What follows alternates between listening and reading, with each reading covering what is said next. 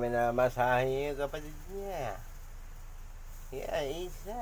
Ang gagaling. Minamasahe yung kapatid niya, oh.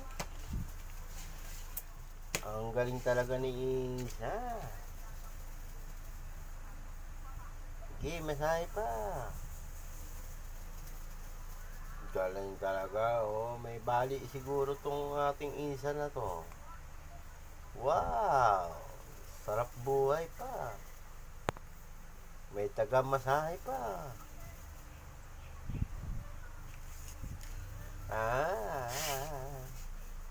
Ang galing.